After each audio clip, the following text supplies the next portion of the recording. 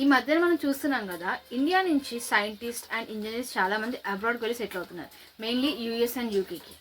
But ఇప్పుడు చాలా interesting twist జరగబోతుంది. అమెరికాలో ఉన్న మన ఇండియన్ బ్రెయిన్స్ ఇప్పుడు ఇండియాకి రావాలని ఆలోచిస్తున్నాయి. But the main question is are we really ready to welcome them? The ground reality ఇప్పుడు చూద్దాం. చాలా ఇయర్స్ నుంచి మనం బ్రెయిన్ డ్రైన్ గురించి మాట్లాడుతున్నాం. టాప్ ఐఐటి, ఐఐఎం గ్రాడ్యుయేట్స్ అబ్రాడ్కి వెళ్ళి సెటిల్ అవుతున్నారు. దాని ప్రధాన కారణం అక్కడున్న facilities, research and pay scale అన్ని వాళ్ళకి అనుకూలంగా ఉన్నాయి.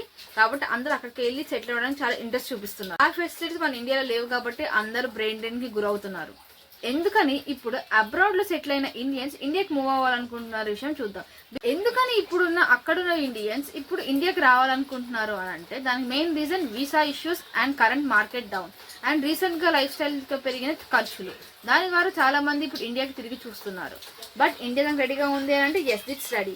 ఇప్పుడు ప్రెసెంట్ మన గవర్నమెంట్ దానికి కట్టుగా రీసెర్చ్ ల్యాబ్స్ అండ్ స్కీమ్స్ ని కన్స్ట్రక్ట్ చేయబోతుంది. సో దానికి ఉన్న simple idea reverse brain drain. Let's be honest, simple గా రీసెర్చ్ ల్యాబ్స్ అండ్ స్కీమ్స్ కట్టి సరిపోతుందా? ఫస్ట్ ఇప్పుడు అక్కడి నుంచి ఇక్కడ సెటిల్ అవ్వాలి అని అంటే 6 months ఆఫ్ పేపర్ వర్క్ కోసం తిరుగుతూ ఉండాలి. బట్ అంత టైం ఎవరైనా మనకి ఇవ్వగలరా? No.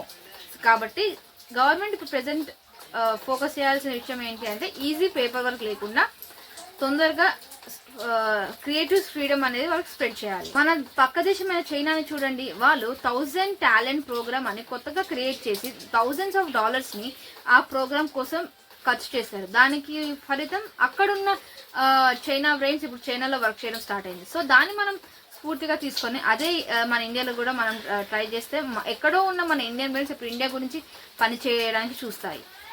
So reverse brain drain అంటే ఏమీ లేదు, మన వాళ్ళని మన దేశానికి తిరిగి తెప్పించుకోవడమే.